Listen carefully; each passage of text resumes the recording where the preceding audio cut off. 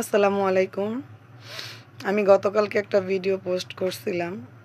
তো ওইখানে বলছিলাম যে আমি ইউটিউব চ্যানেলের এক আপুর ভিডিও দেখি। ওই আপুর কথাগুলো আমার খুবই ভালো লাগে। আপুর কাছ থেকে শুইনা শুইনা আমার মনে হইতেছে যে আমিও আপুর মতো কিছু একটা বলি।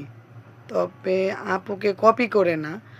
আপুর লাইফ নিয়ে না অন্য কারোটা নিয়ে বলে, তবে কথাগুলো সত্যিই বলে। তবে আপুর যে কটা কথা আমি শুনছি সবগুলা কথাই আমার সাথে মিলে যায়, আমার লাইফের সাথে মিলে যায়। সেই জন্য আমার আপুকে আমার মন থেকে অনেক আন্তরিকভাবে ধন্যবাদ। কারণ উনি আসলেই উচিত কথা আর সত্যি কথাই বলে কথাগুলা। তো যাই হোক, আমার নাম সাহেলা। আমার বাবা বাড়ি নরসিংদী, আমার শ্বশুর বাড়ি গাজীপুরে। আমার বিয়ে হয় 2003-এ।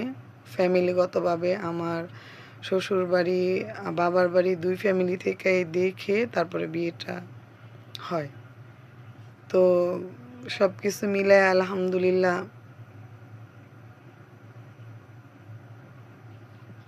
প্রায় 21 বছর ভালোই ছিলাম, আল্লাহ ভালো রাখছে।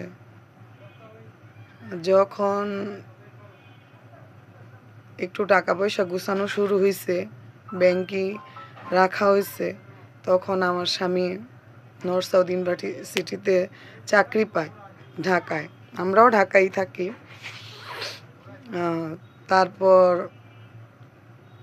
চাকরি পাওয়ার পরে ওইখানে উনি প্রতিদিন সকাল 5টায় বাসা থেকে বের হয়, তারপর আবার সন্ধ্যা 5টায় অফিস শেষ, আস্তে আস্তে 8টা 9টা 10টা যা বাজে।